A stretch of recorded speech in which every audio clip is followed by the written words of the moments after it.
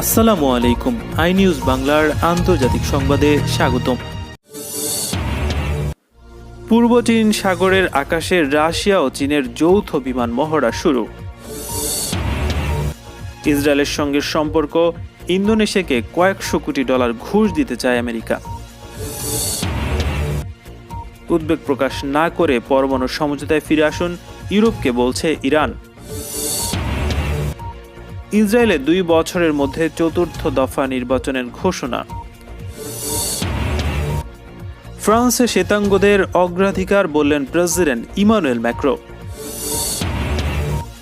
কামানের গোলায় কাশ্মীর সীমান্তে পাকিস্তানি নারী নিহত। এবার হু হু করে বাড়ছে করোনা, লকডাউন জারি ভুটানে। অবশেষে যুক্তরাজ্যের সঙ্গে সীমান্ত খুলে দিল ফ্রান্স। এবং বিষ প্রয়োগের ঘটনা কৌশলে বের করে আনলেন পুতিন বিরোধী দলীয় নেতা নাভালনি। শুনছিলেন সংবাদ শিরোনাম, বিস্তারিত সংবাদ জানতে পুরো ভিডিওটির সাথেই থাকুন।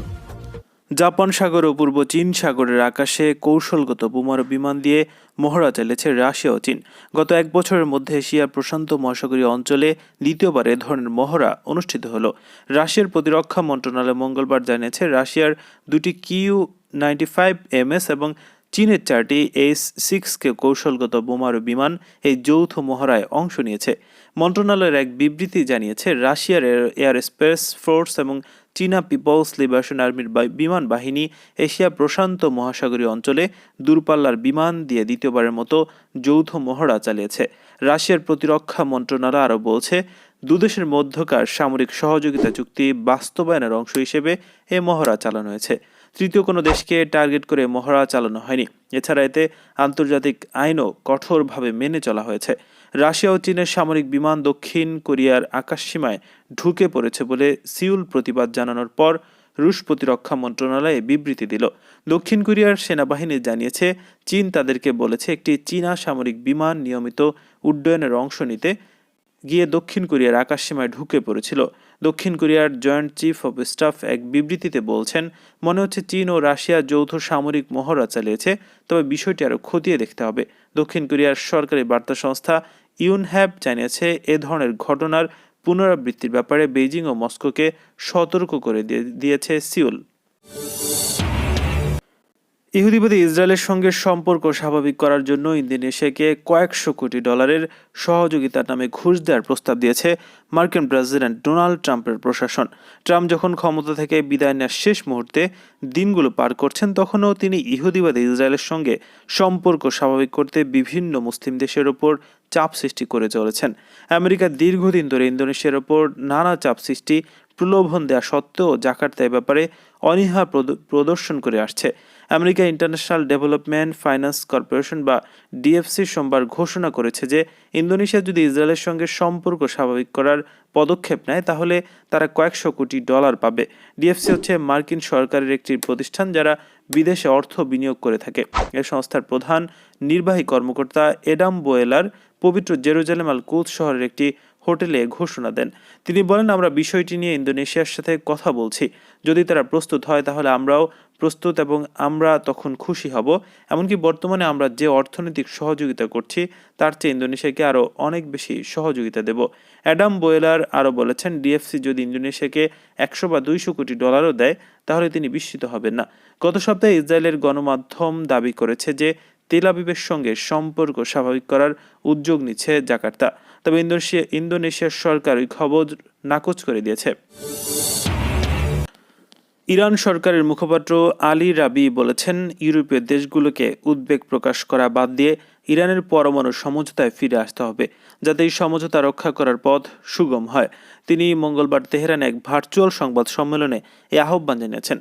ফরাসি পররাষ্ট্র মন্ত্রণালয়ের মুখপাত্র সম্প্রতি ইরানকে তার পরমাণু সমঝোতা দেয়া প্রতিশ্রুতিতে ফিরে আসার যে আহ্বান জানিয়েছেন, সে সম্পর্কিত এক প্রশ্নের উত্তরে রাবি বলেছেন, পরমাণু সমঝোতায় দেয়া প্রতিশ্রুতি যদি কেউ ভঙ্গ করে থাকে, সে আমেরিকা, ইউরোপ, ইরান নয়। ইরান সরকারের মুখপাত্র বলেছেন, পশ্চিমা দেশগুলো যখন পরমাণু সমঝোতা পুরোপুরি লঙ্ঘন করে যাচ্ছে, তখন ইরানের একার পক্ষের ধারাগুলো মেনে চলা সম্ভব নয়। কাজেই ইউরোপীয় দেশগুলোর উচিত ইরানের পরমাণু কর্মসূচির ব্যাপারে উদ্বেগ প্রকাশ করা বাদ দিয়ে অবিলম্বে এই সমঝোতায় ফিরে আসা। তিনি বলেন, তারা যদি সত্যি এই সমঝোতাকে রক্ষা করতে চায় তাহলে তাদেরকে এটি এমনভাবে বাস্তবায়ন করতে হবে যাতে ইরানও তা থেকে উপকৃত হয়। তিনি সুস্পষ্ট করে বলেছেন, ইরানের ওপর থেকে সব নিষেধাজ্ঞা প্রত্যাহার করে নিলেই কেবল পরমাণু সমঝোতাকে রক্ষা করার পথ সুগম হবে। রাশিয়ার কেন্দ্রীয় নিরাপত্তা সংস্থা বা ফেডারেল সিকিউরিটি সার্ভিস এফএসবি এক এজেন্ট বিরোধী নেতা অ্যালেক্সি নাভালনিকে কিভাবে বিষ প্রয়োগ করা হয়েছিল তা ফাঁস করে দিয়েছে। কৌশলে তার কাছ থেকে এই তথ্য আদায় করে সিএনএন ও অনলাইন ভিত্তিক তদন্তকারী দল ব্যালিক্যাট আর পরিচয় গোপন করে ফোন আলাপে নাভালনি নিজেই বের করে আনেন এসব কথা। গত আগস্টে নাভালনিকে বিষ প্রয়োগ করা হয়। নিরাপত্তা সংস্থার টক্সিন দলের ওই সদস্য কোনসনাতিন কুদ্রিয়াভিস বলেছেন, প্রাণঘাতী রাসায়নিক নাভিচক নাভালনির অন্তর্বাসে রাখা হয়েছিল।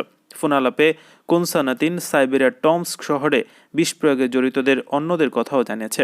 রাশিয়ার প্রেসিডেন্ট ভ্লাদিমির পুতিনের চক্ষুশূল নাভালনি। তিনি সর্বোচ্চ পর্যায়ে দুর্নীতির নানা তথ্য প্রকাশ করেছেন। ক্ষমতাসীন ইউনাইটেড রাশিয়া দলের বিরুদ্ধে প্রচার চালিয়েছেন। গত সপ্তাহে পুতিন বলেন, এফএসবি এজেন্টরা নাভালনির পিছু নিয়েছিলেন। তবে তিনি এও বলেন, রাশিয়া যদি নাভালনির মৃত্যু চাইত তাহলে তাকে শেষ করে দিত।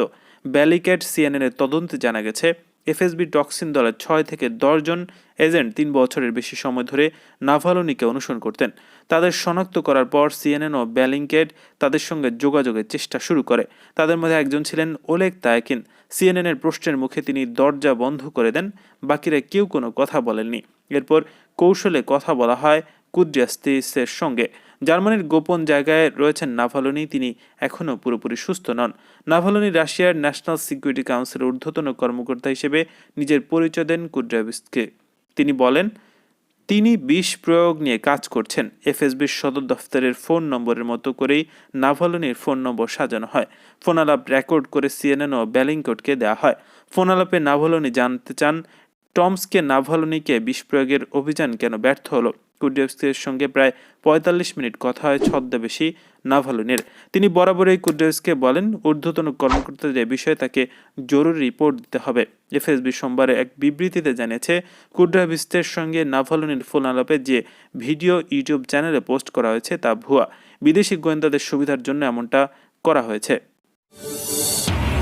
2 বছরের মধ্যে চতুর্থ দফা নির্বাচনের ঘোষণা দিয়েছে ইসরায়েল। মঙ্গলবার পার্লামেন্ট সিদ্ধান্ত নিয়েছে, আগামী মার্চে ফের ভোট হবে সেখানে। সমস্যার মূল বাজেট। প্রধানমন্ত্রী সময়ের মধ্যে বাজেট পেশ করতে পারেননি, ফলে পার্লামেন্ট নতুন ভোটের সিদ্ধান্ত নিয়েছে। সব ঠিক থাকলে 2021 সালে 23 মার্চ ভোট হবে। এখন নেতানিয়াহুর নেতৃত্বে যে সরকার রয়েছে তার প্রধান শরিক ব্লু অ্যান্ড হোয়াইট পার্টি। এই দলের সঙ্গে প্রধানমন্ত্রী দল লিকুড পার্টির বরাবরই প্রতিদ্বন্দ্বিতা রয়েছে। গত বছর এপ্রিলে বহু বিতর্কের পর এই দুটি দল একসঙ্গে জোট সরকার গঠন করেছিল। ব্লু অ্যান্ড হোয়াইট পার্টির নেতা পররাষ্ট্রমন্ত্রী বেনি গান্তজ। ইসরায়েলের রাজনীতিতে তিনি নেতানিয়াহুর কড়া সমালোচক হিসেবে পরিচিত। তবে তিনি জোটে অংশ নিয়েছিলেন প্রধানমন্ত্রী হওয়ার লক্ষ্যে।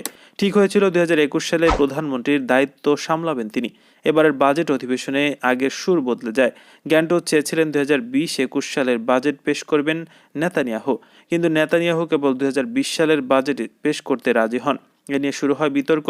শেষ পর্যন্ত দুই দলই পার্লামেন্টে একটি বিল নিয়ে আসে, যা তাদের বাজেট পেশ করার জন্য আরও সময় দেবে, কিন্তু পার্লামেন্ট তা খারিজ করে দেয়।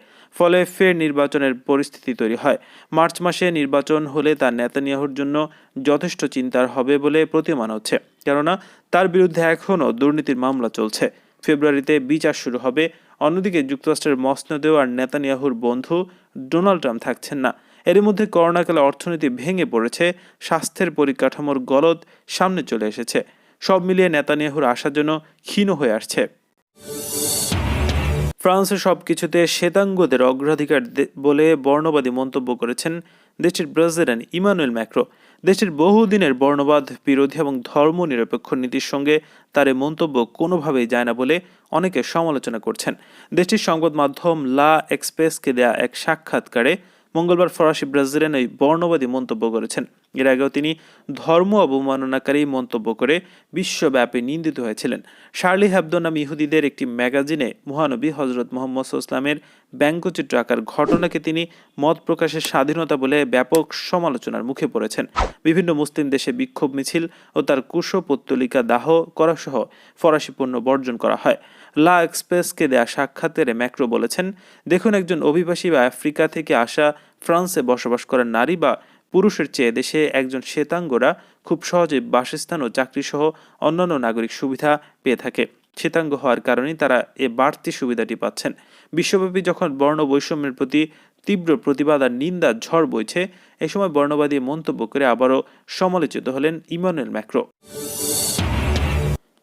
ভারতীয় বাহিনীর কামানের গোলায় কাশ্মীরের সীমান্তে এক পাকিস্তানি নারী নিহত হয়েছে বলে অভিযোগ করেছে পাকিস্তানের সেনাবাহিনী। পাকিস্তানের সেনাবাহিনী মঙ্গলবার অভিযোগ করে, হট স্প্রিং ও জনত্রাত সেক্টরে বিনা উস্কানিতে ভারতীয় সেনাবাহিনী ভারী অস্ত্র ও মর্টারের গোলা ছুড়েছে বেসামরিক এলাকায়। এতে ঘটনাস্থলেই 50 বছরের ওই নারী নিহত হয়, আরও 3 জন গুরুতর আহত হয়। আহতদের উদ্ধার করে দ্রুত হাসপাতালে পাঠানো হয়েছে। অন্যদিকে ভারত পাকিস্তানের বিরুদ্ধে যুদ্ধবিরতি লঙ্ঘন করে ভারত সীমান্তে হামলার অভিযোগ করেছে। 1947 সাল থেকে দেশ বিভাগের পর জম্মু কাশ্মীর নিয়ে পরমাণু শক্তিধর দুই প্রতিবেশীর সঙ্গে এ পর্যন্ত 3 বার যুদ্ধ হয়েছে। 2019 সালের 5 আগস্ট ভারতের সংবিধান থেকে 370 ধারা বাতিল করে জম্মু কাশ্মীরের বিশেষ মর্যাদা কেড়ে নেওয়ার পর এ অঞ্চলে নতুন করে সীমান্ত সংঘাত শুরু হয়। মহামারী করোনা ভাইরাসের সংক্রমণ বেড়ে যাওয়ায় 7 দিনের জন্য ভুটানে লকডাউন জারি করা হয়েছে। মঙ্গলবার এ ঘোষণা দেয় দেশটির সরকার। বুধবার থেকে বিধিনিষেধ কার্যকর হয়েছে। ভুটানের প্রধানমন্ত্রীর ফেসবুক পেজে বলা হয়েছে, থিম্পু পারো লামুং ঝিয়াং করোনা ভাইরাসের প্রাদুর্ভাব বাড়ছে। মঙ্গলবার সকালেই আন্তঃরাজ্য যাতায়াত বন্ধ করা হয়েছে। পরিস্থিতির নিরিখে জাতীয় কোভিড নিয়ন্ত্রণ টাস্ক ফোর্স আরও কড়া নিয়ম জারি করতে চাইছে। ভুটানের প্রধানমন্ত্রীও মনে করছেন দেশ জুড়ে লকডাউন দেশটিতে করোনা ভাইরাসের সংক্রমণ থেকে রক্ষা করবে। সেই সঙ্গে কমবে গোষ্ঠী সংক্রমণের আশঙ্কা। এ বিষয়ে এক সংবাদ বিজ্ঞপ্তিতে বলা হয়েছে, ভুটানে আবারও জোন সিস্টেম চালু হচ্ছে। প্রতিটা জেলা এ ব্যাপারে সিদ্ধান্ত নেবে। নাগরিকদের চলাচল ওই জোনের মধ্যেই সীমাবদ্ধ রাখতে হবে। আপাতত স্কুল কলেজ বন্ধ থাকবে। আগামী 7 দিন নিত্য প্রয়োজনীয় পণ্য সরবরাহ করবে প্রশাসন। তবে অত্যাবশ্যকীয় পণ্যের পরিষেবা চালু থাকছে। লকডাউন 7 দিন পর্যন্ত চালু থাকবে নাকি আবারও বাড়বে, এ ব্যাপারে দেশটির সরকারি বিবৃতিতে বলা হয়েছে, করোনা ভাইরাস সংক্রমণের গতি প্রকৃতি দেখে পরবর্তী সিদ্ধান্ত নেওয়া হবে।